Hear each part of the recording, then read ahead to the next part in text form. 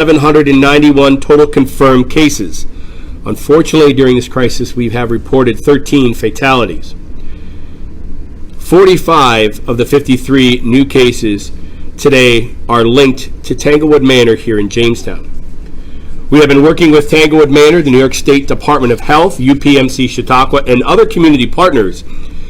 This situation is currently evolving, but as we have with our other clusters, we wanted to make sure the information was out to the community quickly and effectively. This is yet another reminder that COVID-19 is here in our community, and there is community spread. We need to take this seriously. We need to be diligent with our social distancing and our disease prevention measures. I can tell you we are still in the midst of our COVID-19 crisis.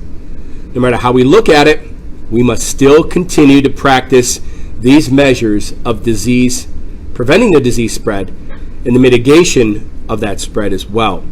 This is very important. We need everyone to remember this is continuing and this is here in our community.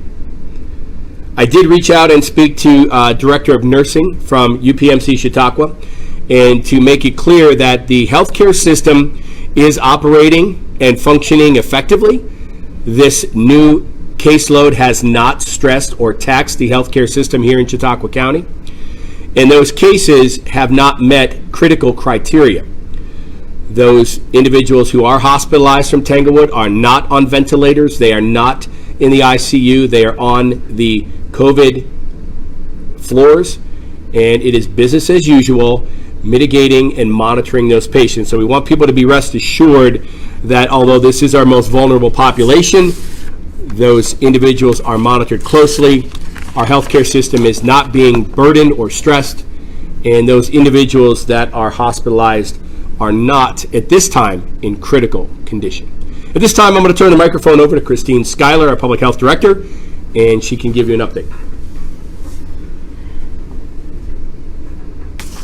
Oh, thank you, PJ. Can you hear me with this? Just to follow up with the county executive said about working with Tanglewood Manor and Memory Gardens. The administration there has been very cooperative. The New York State Department of Health is the lead agency for monitoring and licensing long-term care facilities. So our Western Region Office of the State Health Department has been working closely with Tanglewood and Memory Gardens on their infection control practices, as well as taking care of any patients or staff who are testing positive for COVID-19. The facilities are in process of setting up separate COVID units and ensuring that the proper precautionary measures are being taken. So far, this outbreak that we have been noticing really since starting Friday and over this weekend, we now have 45 cases that are related to Tanglewood. 2 of those are staff members, and 43 of those are residents. The individuals, for the most part, have no symptoms or very mild symptoms. Some did have more moderate symptoms. 8 residents from Tanglewood and 2 from Memory Gardens have been hospitalized for mild and moderate symptoms. The facilities are working with UPMC to ensure the timely and efficient testing of all staff members. When the uptick in cases were noticed Saturday and then again Sunday, all residents were tested on October 11th. So that's where you can see that the larger number that we got resulted back to us since then. The administration of Tanglewood and Memory Gardens are working hard to notify, as required, the families of all residents who test positive for COVID-19.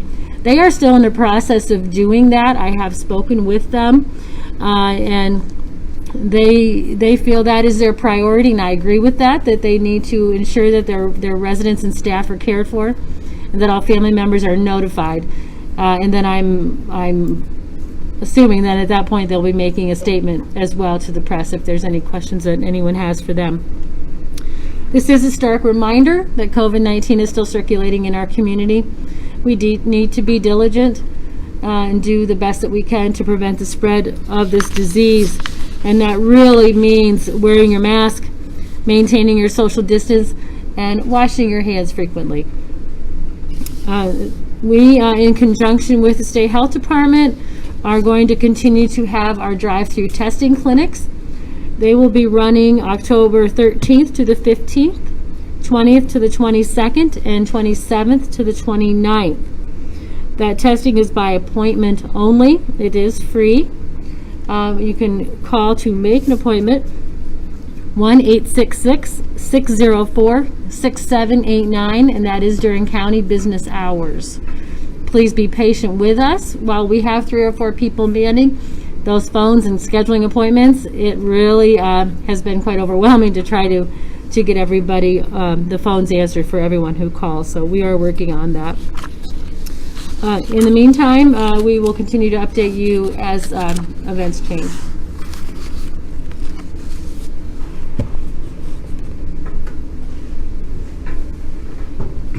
At this time, as is customary, we will take questions from our media. We'll limit this to 2 questions apiece. And we'll be starting with Harold from the Buffalo News. Can I first of all get the county executive's name, please? I'm sorry. P.J. Wendell, W-E-N-D-E-L. And is this the first time you've had such a large number of COVID cases recorded at one time? I think so. Yes, it is. We've had a small uptick in a local food manufacturing facility. Those came back. The total with that was 82. But yes, as far as an overnight number of 35 related to one area, predominantly this nursing home, this is the largest number we've seen. And that really is because all of the residents were tested at the same time yesterday, so all of the results came back.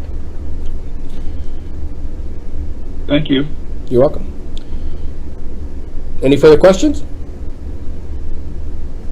No, I'm set. All right. Shotcat, Mr. Dave O'Connor. 53 new cases, 43 at Tanglewood Manor. The immediate question I have is, Christine mentioned wearing masks, washing your hands, social distancing. What of those things wasn't happening at Tanglewood Manor? And if they were happening, then doesn't that call into question these business shutdowns, etc., all of these other measures that have been taken? I really can't speak for exactly what's happening within the Tanglewood or Memory Garden facilities. The State Health Department is in charge of that disease investigation, in that which includes their infection control practices and procedures, and trying to get to the bottom of where this has started. There have been sporadic cases at the Tanglewood facilities over the summer, mainly actually starting in September, but not until just this weekend did we see such a large increase, but related to the mass testing of all residents. The staff of both facilities get tested every week, just like the nursing homes. So that has been monitored right along. So it does lead one to think that somehow, somewhere, there was a break in precautions. It's hard to point a finger at this point and say where that could have happened. This is an adult care facility, not a nursing home. So people do, leave the facility for medical care and other things.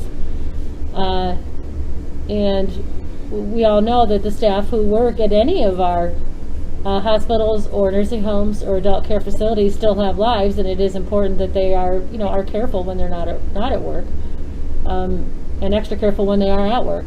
So the state will continue to investigate what's happening with this outbreak. Christine or PJ, the World Health Organization yesterday announced that locking down has caused more problems than it's prevented, particularly among those in poverty and particularly among people of color. Any comment on that? I will admit I've not read that article yet. I'll have to see that. But in general, I think there have been a lot of unintended consequences of what you referred to as the lockdown related to COVID-19. You know, we certainly have seen an increase in our overdoses. We've seen an increase in mental health crises, depression, anxiety, and that goes across the age span from children, adolescents, all the way up to our seniors. We've seen where primary care has been put off and general screening has been put off. So there definitely have been several unintended consequences in dealing with this pandemic, but I guess what we have to keep remembering is it was a novel coronavirus. So when this started, seems like forever ago, but it was, I guess, February or March now. I feel like I'm in the Groundhog movie. We really didn't know much. So the more we can learn now, hopefully will help us moving forward and in the future if we're faced with something like this again.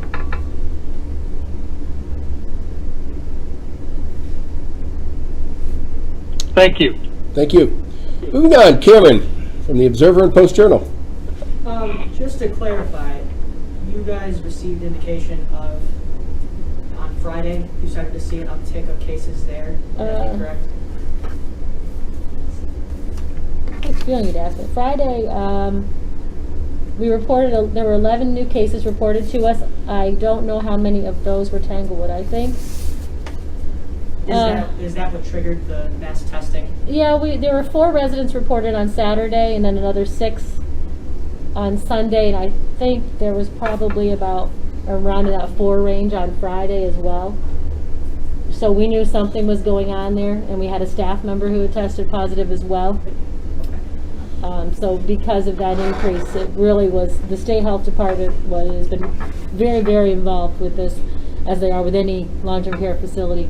And they asked that all residents be immediately tested yesterday.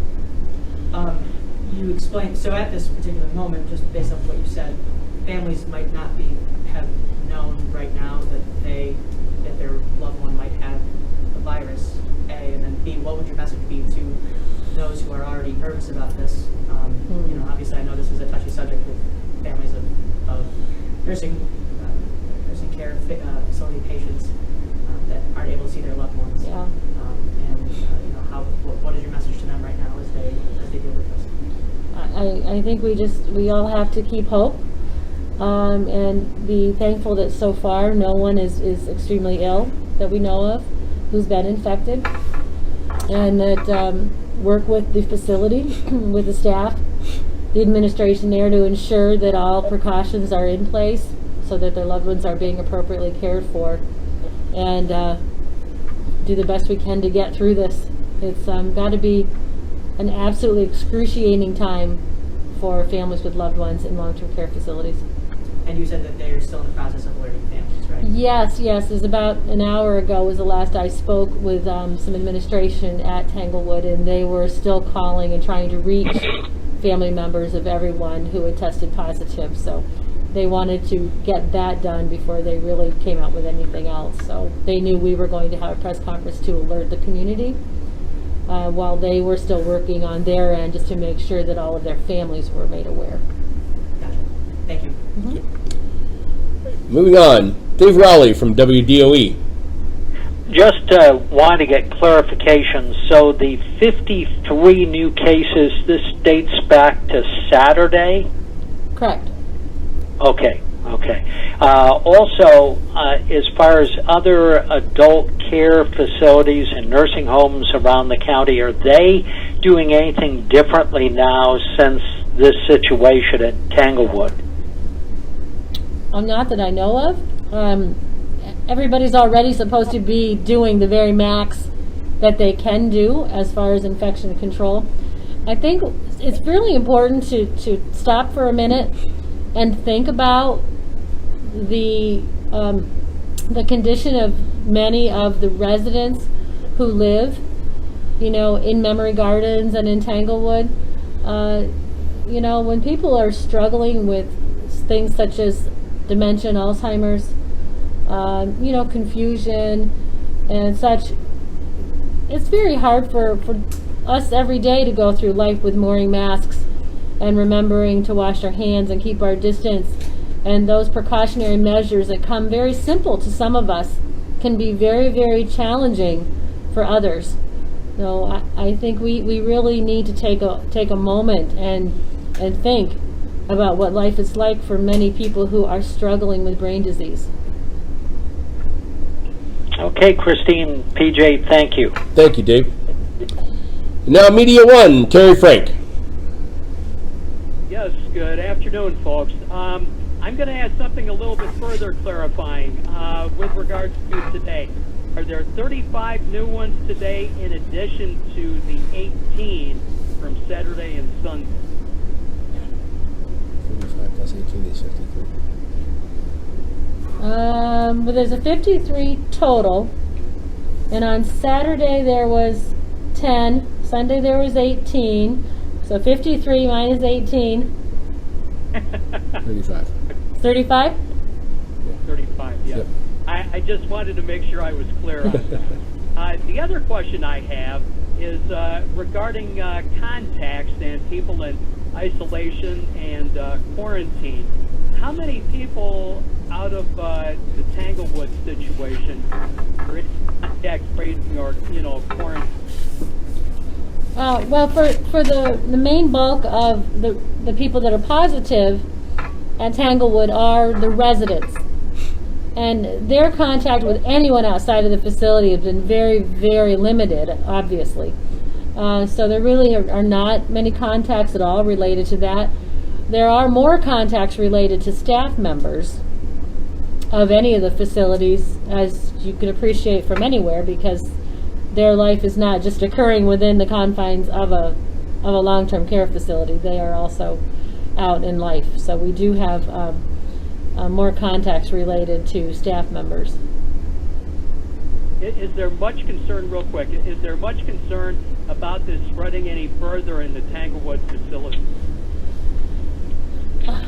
Well, I mean, Terry, I think there's always concern, and that's why the measures now are being taken to make sure that anyone who's tested positive is separated from other residents during this infectious period. Doesn't mean forever, but during an infectious period, you want to have residents cohorted into separate areas and try to make sure that no one is intermingling who has not been exposed to the virus, in keeping with all of the regular precautions that are being taken. And I'm really hoping that we can, by acting quickly that we are now, we can put a lid on this one. Thank you. Thank you. And now Justin from Western New York News Now. Hey, good afternoon. Thanks for taking our questions. As for the residents who were hospitalized, the number for that is 3, correct? 13. The number, there was 8 from Tanglewood and 2 from Memory Gardens currently. Okay, gotcha. And then as for those residents, are they hospitalized here locally, or do you know if they're going to seek treatment in bigger facilities than we have? No, everyone has been hospitalized locally, and the state's rules last week changed for adult care facilities. It had been the same as nursing homes.